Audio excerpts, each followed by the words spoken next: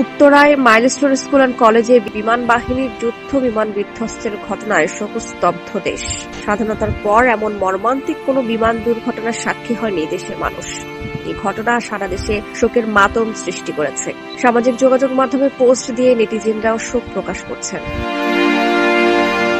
এদিকে ছোট পর্দার অভিনেত্রী সাদিয়া আয়মান এই ঘটনাকে কেন্দ্র করে দীর্ঘ এক পোস্ট দিয়েছেন। তিনি লিখেছেন, গতকাল অনেক কিছু লিখতে ইচ্ছে করছিল, লিখতে পারিনি। বাচ্চাগুলোর জন্য বুক ফেটে যাচ্ছিল। এক একটা বাচ্চার মিসিং পোস্ট দেখেছি আর দোয়া করেছি যেন ওরা বেঁচে ফেরে। একসময় আমি নিজেও শিক্ষিকা ছিলাম, টিউশন করতাম, কোচিংয়ে পড়াতাম, ছোট ছোট অনেক বাচ্চাদের পড়িয়েছি। এত নিষ্পাপ ফুলের মতো পবিত্র, পাখিদের মতো চঞ্চল ওরা। ইচ্ছে করে সারাদিন বুকের মধ্যে জড়িয়ে বসে থাকি। ওদের সঙ্গে সময় কাটালে মনে হয় পৃথিবীটা এখনো কত সুন্দর, তো সহজ সরল। মনে মনে ভাবতাম, আচ্ছা ওরা বড় হলেও কি এরকম সরলই থাকবে? কত শত অবুঝ প্রশ্ন করবে। ভাবতাম ওরা বড় না হলেই ভালো, এরকম নিষ্পাপ থাকুক আজীবন।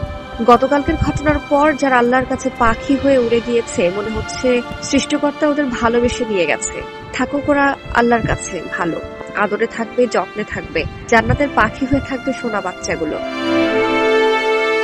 বেঁচে থেকে এমনি একদিন না একদিন কোনো না কোনো দুর্ঘটনায় ঠিকই মারা যেত। এদেশের সিস্টেম কখনো ঠিক ছিল না, ঠিক হবেও না। রাজনীতির জন্য যে কেউ যা ইচ্ছা করতে পারে। এদেশের সাধারণ মানুষের জীবনের দাম নেই, এদেশের সাধারণ মানুষের কান্নার দাম নেই। কি লাভ বেঁচে থেকে? কি পাবে বেঁচে থেকে? কয়েকদিন পর পর এই ঝামেলা ওই ঝামেলা, মারামারি কাটাকাটি হতেই থাকে। এগুলো কখনো থামেনি, থামবেও না। যত বড় আর ভালো মানুষই বসুক না কেন চেয়ারে, সবাই বদলে যায়।